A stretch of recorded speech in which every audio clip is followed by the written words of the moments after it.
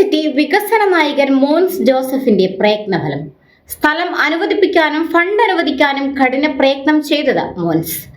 Kuravilangad science city വന്നതിൽ സ്ഥലം MLAയുടെ പങ്കിനെ ആരും കുറച്ചു കാണരുത്. അല്ല, അതിപ്പോ ആര് കുറച്ചു കാണിച്ചാലും ക്രെഡിറ്റിന്റെ മുഖ്യ പങ്ക് എങ്ങനെ അടിച്ചു മാറ്റാമെന്ന് മോൻസിന് നന്നായിട്ട് അറിയാം.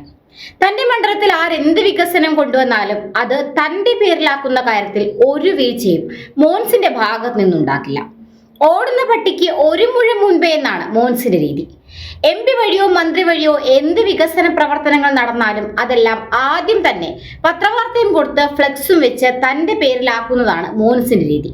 പലപ്പോഴും പാവപ്പെട്ട നാട്ടുകാർ ഈ തട്ടിപ്പിൽ വീണുപോകാറുണ്ട്. കേന്ദ്ര ആവിഷ്കൃത പദ്ധതികൾ പലതും നമ്മുടെ നാട്ടിൽ കൊണ്ടുവരുന്നതിൽ ഒരു MPയേക്കാൾ ഒരു പടി ചെയ്യാൻ സാധിക്കുന്നത് MLAക്കാണെന്ന് സാധാരണ ജനങ്ങൾ തെറ്റിദ്ധരിച്ചാൽ അവരെ കുറ്റം പറയാനാകില്ല. മോൻസ് ജോസഫിന്റെ പല പ്രസ്താവനകൾ കണ്ടാൽ മനസ്സിലാക്കാൻ സാധിക്കുന്നത് അതാണ്. പ്രസ്താവനകളിൽ എന്നും മോൻസ് ജോസഫ് ഒന്നാമതാണ്. അതായത് മറ്റുള്ളവർ കൊണ്ടുവരുന്ന വികസന പ്രവർത്തികളുടെ ക്രെഡിറ്റ് അടിച്ചുമാറ്റുന്ന കാര്യത്തിൽ എന്നും മുൻപന്തിയിൽ തന്നെയാണ്.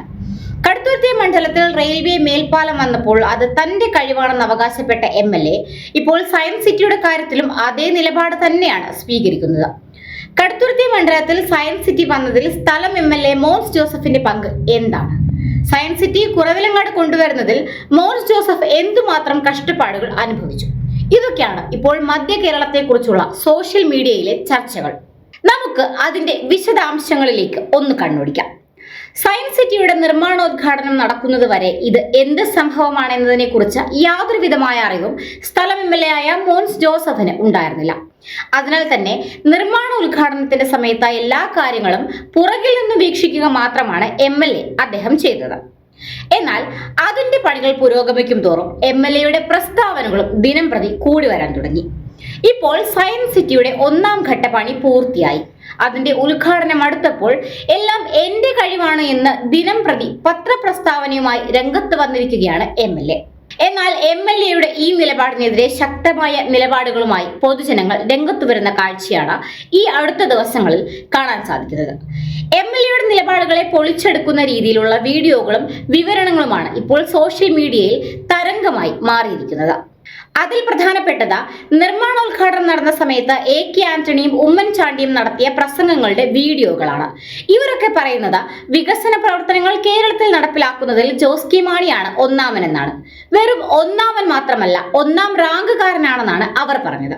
എല്ലാ അഭിനന്ദനങ്ങളും ഏറ്റുവാങ്ങാൻ അർഹതയുള്ള ഒരാൾ, അത് നമ്മുടെ Shri Jose K Mani sir. MLA ആയിട്ട് 47 കൊല്ലം, ഞാൻ MLA ആയിട്ട് 43 കൊല്ലം.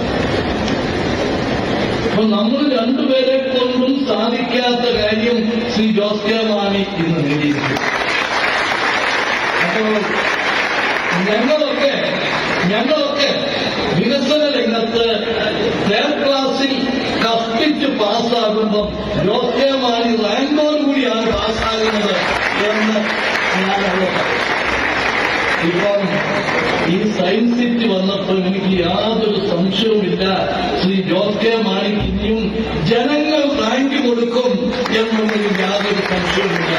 കാരണം നിർമ്മാണോദ്ഘാടനം നടന്നപ്പോൾ അന്ന് സ്ഥലം MLA ആയിരുന്ന മോൻസ് ജോസഫും ജോസ് കെ മാണിയും വാനോളം പുകഴ്ത്തി സംസാരിക്കുന്നത് നമ്മൾ എല്ലാവരും കേട്ടതാണ്. ആ പ്രസംഗത്തിന്റെ വീഡിയോയും ഇപ്പോൾ സോഷ്യൽ മീഡിയയിൽ നിറഞ്ഞോടുന്നുണ്ട്. ഭാഗ്യവശാൽ നമുക്ക് ലഭിച്ചപ്പോൾ അദ്ദേഹത്തിന്റെ നേതൃത്വത്തിൽ നടപ്പാക്കുന്ന കോട്ടയം പാർലമെന്റ് മണ്ഡലത്തിൽ നടപ്പാക്കുന്ന വിദ്യാഭ്യാസ പദ്ധതികളിൽ ഏറ്റവും വലിയ പദ്ധതി, ഏറ്റവും പ്രധാനപ്പെട്ട പദ്ധതി കടുത്തുരുത്തി നിയോജക മണ്ഡലത്തിൽ കുറവലങ്ങാട് കേന്ദ്രമായി യാഥാർത്ഥ്യമാകുവാൻ അവസരമുണ്ടായി എന്നുള്ളത് ഈ നാട് മുഴുവൻ നന്ദി നിറഞ്ഞ മനസ്സോടുകൂടി ഓർക്കുന്ന പ്രധാന കാര്യമാണ്. പ്രിയങ്കരനായ ജോസ് കെ മാണി MPയെ ഈ അവസരത്തിൽ ഞാൻ അഭിനന്ദിക്കുവാൻ ആഗ്രഹിക്കുകയാണ്.